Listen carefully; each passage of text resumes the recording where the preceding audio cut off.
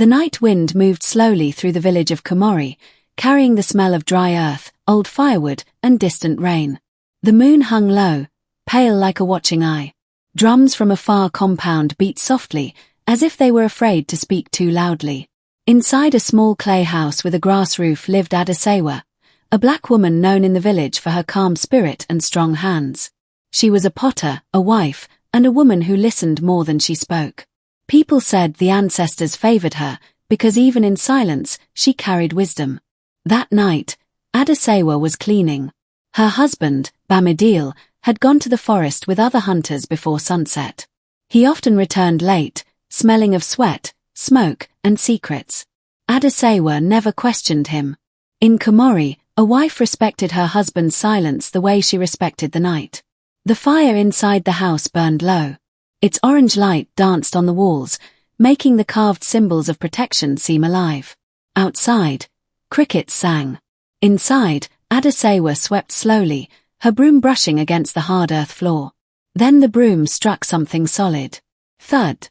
Adasewa paused. Her heart tightened. Just a little. She moved the woven sleeping mat aside. Under it, the floor looked disturbed, like soil that had been touched and pressed again. This was strange. She had cleaned this house many times. She knew every crack, every shadow. She knelt and brushed the dust with her fingers. The earth gave way. A shallow hole opened, hidden beneath the mat. Cold air rose from it, carrying a smell that did not belong in a home. It smelled old. Bitter. Like rust and rain and something long buried. Adasewa whispered, "Ancestors." Her hands trembled, but she reached inside. Her fingers touched leather. Then beads. Then bone. She pulled out a small wrapped bundle.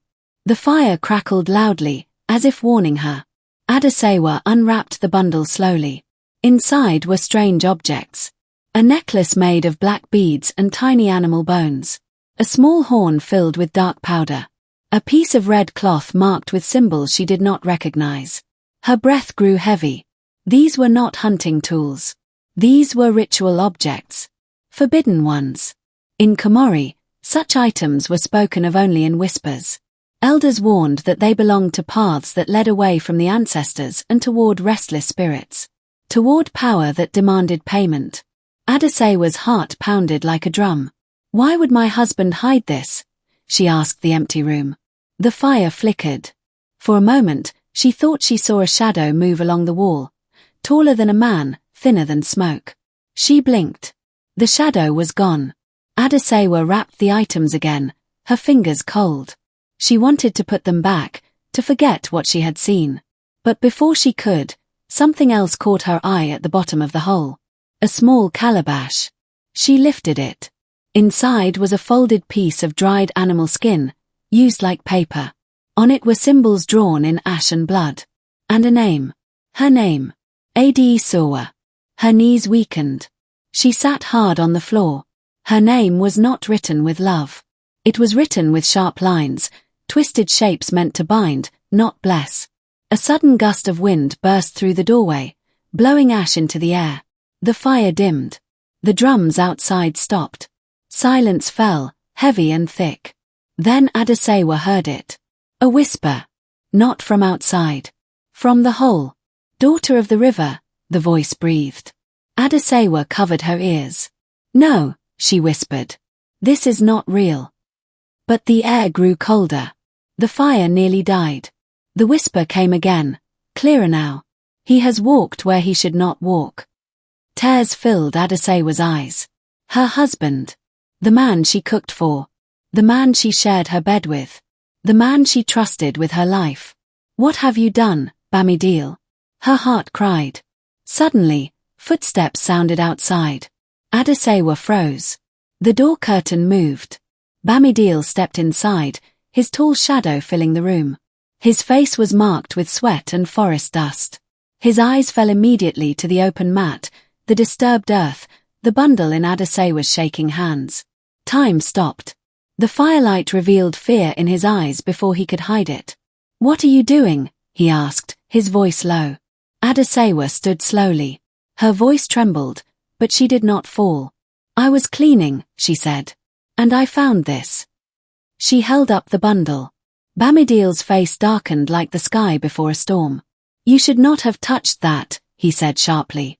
A distant thunder rolled, though the sky was clear. You wrote my name, Adasewa said. Tears ran down her cheeks. Why? Bamidiel stepped back, as if the question burned him. Put it down, he said. Some things are not for women to know. That was when Adasewa felt it. A deep ache in her chest. Not fear.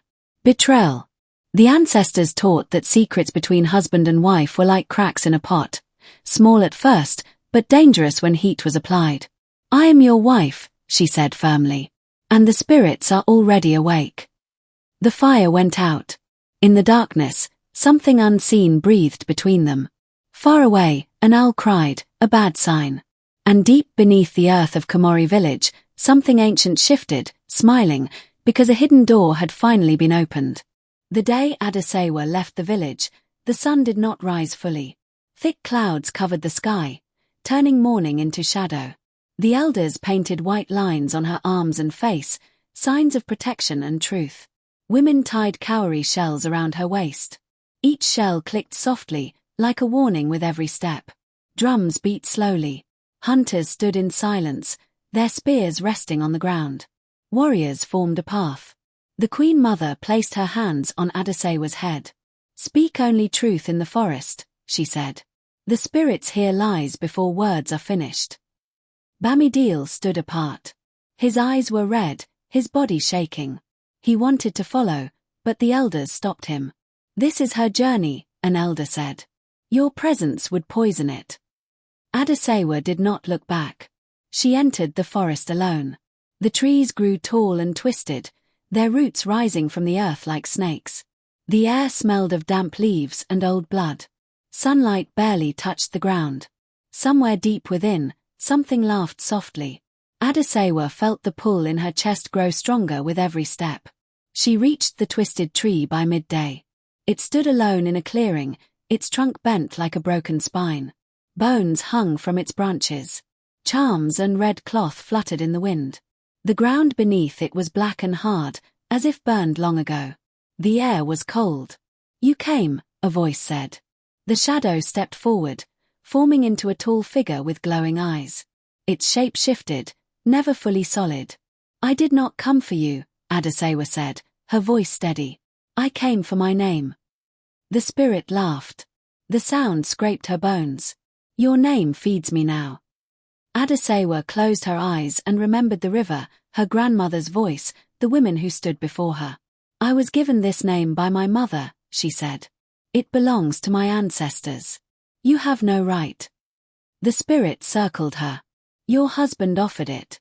A bargain is a bargain. The ground trembled. Suddenly, another presence entered the clearing. Bamidiel. He stumbled forward, breathless, fear in his eyes. Take me, he shouted. Release her. Adasewa turned, shocked. You were told to stay away. The spirit's eyes burned brighter. Ah, the source of the gift. The wind howled.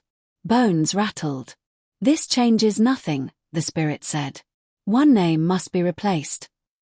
Bamidiel stepped closer to the spirit, tears streaming. Take my life. Take my soul. Adasewa's heart cracked. The spirit paused, then smiled. A life is small, it said. I want silence. It turned to Adasewa. If you leave this forest and never speak the truth of what he did, your name will be returned. Adasewa felt the weight of the offer crush her chest. Silence would protect her husband. Silence would protect the village's peace. But silence would rot her spirit.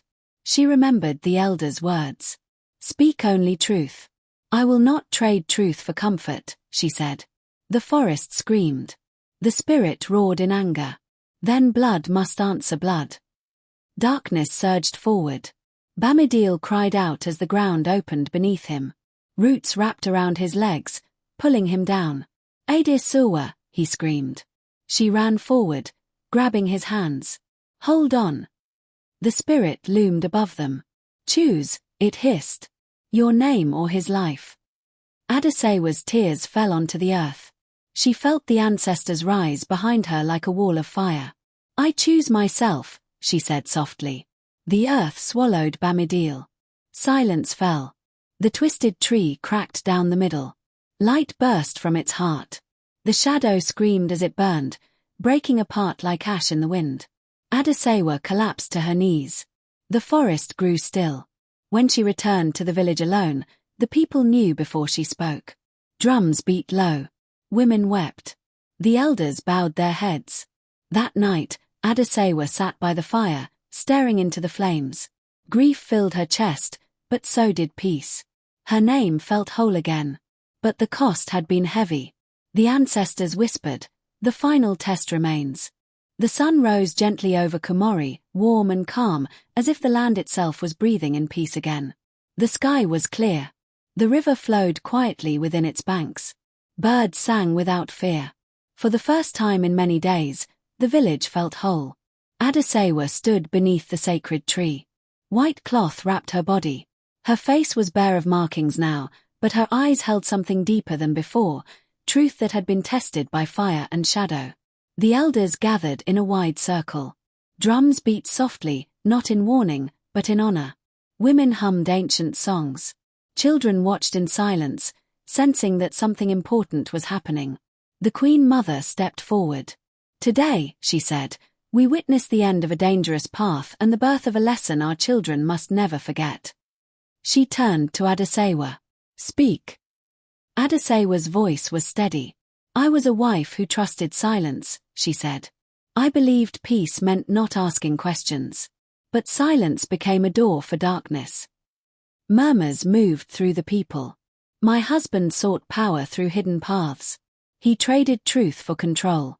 In doing so, he placed my name into the hands of a spirit that feeds on secrets." She paused, feeling grief rise, then settle. The spirit grew because it was fed by fear and quiet. It weakened only when truth stood in the open. The elders nodded. An old woman stepped forward, her back bent with years. "What saved you, child?"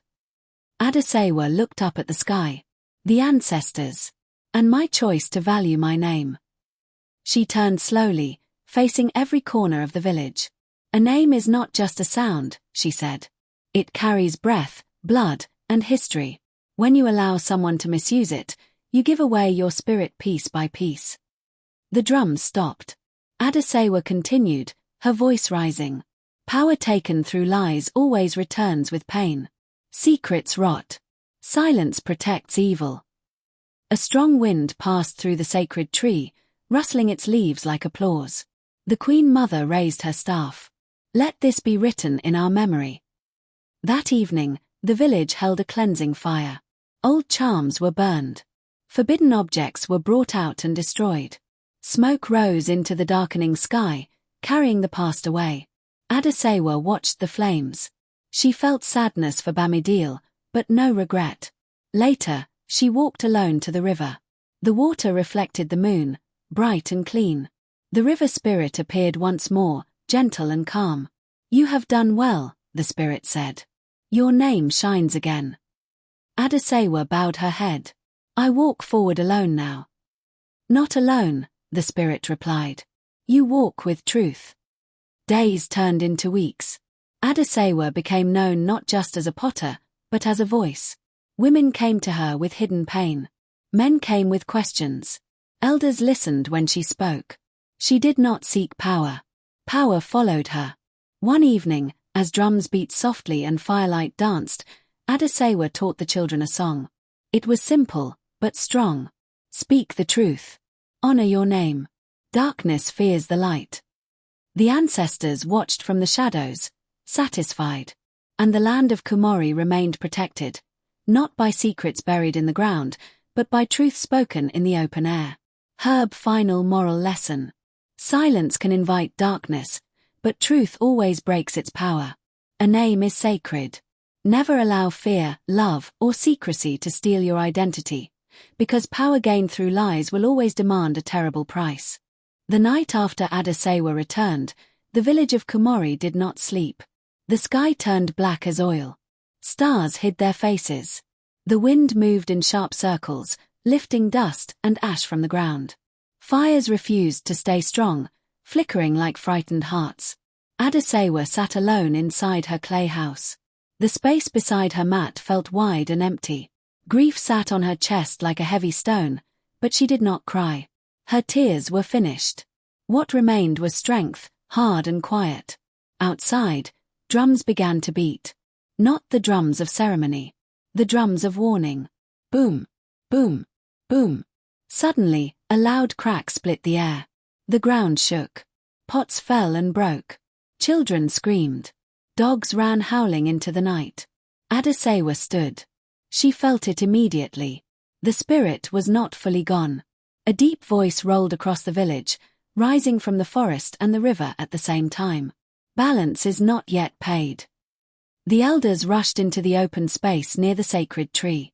Torches burned bright, lighting fearful faces. The Queen Mother stood tall, her shadow long against the tree. The forbidden spirit has been wounded, an elder said. But its hunger remains. The river began to rise beyond its banks. Water spilled into farms. Crops bent and drowned. Lightning cut the sky without thunder. Adasewa stepped forward. "This is because of me," she said calmly. "The spirit fed on a stolen name for too long. It will not leave without a final offering." The elders looked at her with fear and respect. "What does it want?" the Queen Mother asked. Adasewa closed her eyes. She saw the twisted tree again, burning. She heard the spirit scream. Beneath it all was one clear demand. "A living witness," she said. "Someone who carries truth and pain." Silence fell. "You," an elder whispered. Adasewa nodded. The ground shook harder. A deep crack opened near the forest path. Black smoke rose from it, carrying the smell of rot and old blood. The spirit's form began to appear again, weaker but furious. Villagers screamed and ran. The Queen Mother grabbed Adasewa's arm. "If you face it again, you may not return." Adasewa looked at the people of Komori, women holding children, hunters shaking with fear, elders trembling. "If I do not," she said, "it will take many instead." She walked forward. The spirit rose fully now, its shape broken and flickering, like fire struggling to stay alive. "You chose yourself," it hissed. "Now stand alone." Adasewa did not step back. She felt the ancestors gather behind her. She heard her grandmother's voice, the river's song, the drums of old queens and warriors. "I stand with truth," she said. The spirit lunged. The ground split wide. Wind screamed. Darkness wrapped around Adasewa like cloth. She felt cold hands pulling at her spirit, trying to tear her name apart again. She screamed, not in fear, but in pain, and lifted her arms. "I accept my story," she shouted. "All of it." Light burst from her chest. The ancestors appeared. Women in white cloth. Warriors with shining spears. Elders with eyes like fire. They surrounded the spirit, chanting. The spirit shrieked as the light burned through it. "You starve me," it screamed. "Yes," Adasewa said, tears flowing freely now. "Because I will not hide. I will not be silent." With one final cry, the spirit shattered, breaking into smoke and dust. The ground closed. The river calmed. The wind fell still. Adasewa collapsed. The ancestors faded, smiling. Dawn broke slowly. Golden light touched the village. Birds returned to the trees. The river slipped quietly back into its path. Adasewa woke near the sacred tree, her head resting on the Queen Mother's lap. The elders stood around her, faces full of awe. "She has become a living bridge," one whispered. Adasewa sat up, weak but alive. Her chest felt heavy, but clean. The climax had passed. The spirits were satisfied. But the lesson was not yet spoken. Morning came with heavy clouds. The sky over Komori was grey, and the air smelled of wet earth even though no rain fell. Drums beat slowly near the sacred tree, calling the people to gather again. The village felt restless, like a pot ready to boil over. Adasewa stood near her doorway, watching the path that led to the River Iron, the oldest river in the land. Elders said the river remembered everything: names, blood, promises, and lies. It was where the ancestors listened most closely. An elder approached her, leaning on a carved staff. His voice was gentle but firm. "Daughter, the ancestors demand truth. You must go to the river." Adasewa nodded. She felt it already. The pull in her chest had grown stronger through the night, like the river itself was calling her. Bamideel walked behind her as they left the village. He looked smaller now, his shoulders bent by guilt. Warriors followed at a distance. The Queen Mother walked ahead, her head high, her wrapper bright red against the dull sky. The path wound through tall grass and into the forest. Leaves whispered overhead. Birds watched in silence. The deeper they went, the colder the air became. Adasewa felt memories rise that were not her own. She saw flashes of women before her, strong women, standing by the same river, speaking truth even when it hurt. When they reached the river bank, the water was dark and still. Mist hovered above it, moving like breath. The Queen Mother raised her hand. Drums stopped. "River Iron," she called. "We bring a broken promise and a stolen name." The water rippled. Adasewa stepped forward. Her feet touched the cold mud. The pull in her chest became pain. She knelt and placed her hands in the water. The river was warm. Her eyes rolled back. Suddenly, she was no longer by the river. She stood in the deep forest at night. Fireflies floated like stars. Before her stood Bamideel, younger, his eyes full of hunger. Across from him was a tall shadow, its shape shifting like smoke. "I want strength," Bamideel said in the vision. "I want to be feared." The shadow's voice was many voices. "Then give me a name tied to your blood." Adasewa gasped. The shadow reached into Bamideel's chest and pulled out her name like a glowing thread. The vision shattered. Adasewa screamed and collapsed onto the riverbank. Women rushed forward. The elders chanted. The river began to roar. Bamideel fell to his knees. "I was weak," he cried. "I wanted power. I did not know it would touch her spirit." The Queen Mother's eyes burned. "You traded your wife's name without her consent. This is a great crime." The river rose higher, waves slapping the bank. Adasewa struggled to stand. Her head throbbed, but her voice was clear. "The spirit is not finished," she said. "It is waiting." The elders murmured. Suddenly, the mist parted. A figure rose from the river. It was a woman made of water and light. Her hair flowed like currents. Her eyes were deep and ancient. "Daughter," the river spirit said, "your name was taken, but it can be reclaimed." Hope flickered in Adasewa's chest. "How?" she asked. The river spirit raised one hand. "You must face the spirit at the twisted tree where the bargain was made." Bamideel shook his head. "It will kill her." The river spirit looked at him coldly.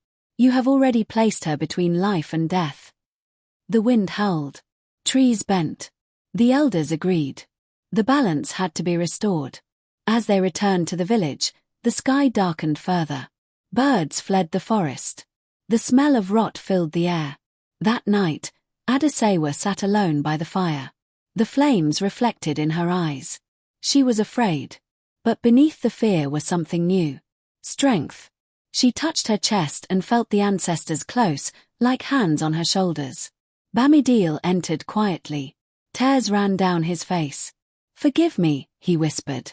Adasewa looked at him, her heart heavy. Forgiveness is not the same as escape. Outside, thunder crashed. Far in the forest, the twisted tree creaked, waking from its long sleep. The turning point had come. Adasewa would go. And not everyone would return the same. Darkness filled the house like thick smoke. The fire was dead, but Adasewa could still feel heat on her skin, as if unseen eyes watched her. Outside, the wind had stopped. Even the crickets were silent. Bamideel stood near the doorway, breathing hard. His chest rose and fell like a man running from something he could not escape. Adasewa held the wrapped bundle close to her body. Her hands no longer shook. Fear had turned into something heavier. Truth was near. "You should have waited for me," Bamideel said. His voice was softer now, but it carried danger. "This path is not for you." Adasewa lifted her chin. "This path entered my house. It carries my name. Thunder rolled again, louder this time. The walls of the clay house seemed to listen. Bamideel stepped closer and lowered his voice. The forest is changing. Animals are disappearing. The rains come late. Hunters return with empty hands. The elders talk, but they do nothing. He looked away, shame and anger fighting in his eyes. I did what I had to do. Adasewa shook her head slowly. You went to spirits that do not care for balance. At that moment, the necklace of bones inside the bundle rattled on its own. A cold wind swept through the house, lifting Adasewa's hair. The red cloth slipped open, and the symbols glowed faintly, like dying embers. Bamideel gasped. Wrap it. Do not let it breathe. Too late. A low hum filled the room. The walls trembled. Outside, dogs howled. Somewhere in the village, a child screamed in sleep. Adasewa felt a sharp pain in her chest, like a hand squeezing her heart. Images flashed before her eyes. A deep forest, a twisted tree, a shadow with no face offering power in exchange for blood. She dropped the bundle. The hum stopped. Silence returned, but it was not peaceful. Bamideel fell to his knees. I did not mean for you to be touched, he said. Your name was only for protection. Protection does not hide in the ground, Adasewa replied. She picked up the bundle again, wrapped it tightly, and placed it back into the hole. Then she covered the earth and returned the mat. But the house did not feel the same. That night, Adasewa did not sleep. She lay awake, listening to her husband's breathing. Each breath sounded heavy, full of secrets. The moonlight slipped through cracks in the wall, painting silver lines on the floor. Just before dawn, she heard footsteps outside. Slow.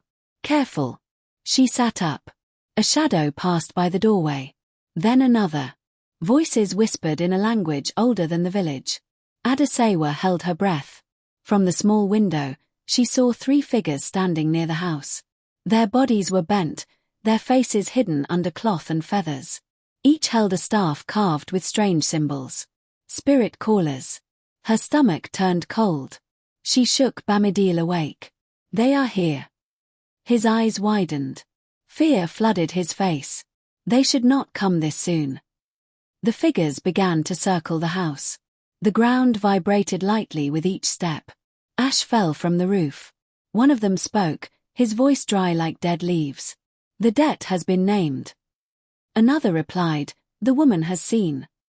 Adasewa's heart pounded. She felt something pull at her spirit, like a rope tightening. Bamideel grabbed her hand. Do not answer them. Do not look them in the eyes. The door curtain lifted on its own. Cold air rushed in. A spirit caller entered. His eyes glowed faintly under the cloth. He pointed his staff at Adasewa. She carries the mark now, he said. The spirits smell her. Adasewa stood. Fear burned inside her, but she did not bow. I did not choose this. The spirit caller laughed softly. Choice left when the name was written. Bamideel stepped forward. Take me instead. The spirit caller tilted his head. The ancestors are watching. The balance is broken. Suddenly, a strong voice echoed through the house. Enough. The air grew warm. A gentle wind replaced the cold. The spirit callers stepped back. Adasewa felt a presence behind her, old, calm, powerful. Her grandmother's voice. Child, the voice said, the earth has opened, but it can still be closed. The spirit callers hissed. She is protected. They retreated into the darkness, melting into the morning mist. The sun rose slowly, red like blood. Villagers gathered later, whispering. Dogs refused to come near Adasewa's house. Birds flew away from its roof. The elders arrived by midday. Old men with white beards. Women with deep lines on their faces. They sat in a circle under the sacred tree. Drums beat slowly, calling the ancestors to listen. Adasewa stood before them. Bamideel knelt. The forbidden has been touched, an elder said. And a woman's name was used. Gasps filled the air. A queen mother stepped forward, her eyes sharp. This matter will not end quietly. Adasewa felt tears fall, but her back stayed straight. That night, as the fire burned again, Adasewa realized something terrible. The secret was no longer buried. It had begun to grow. And whatever her husband had awakened was now walking closer, step by step, following the sound of her name.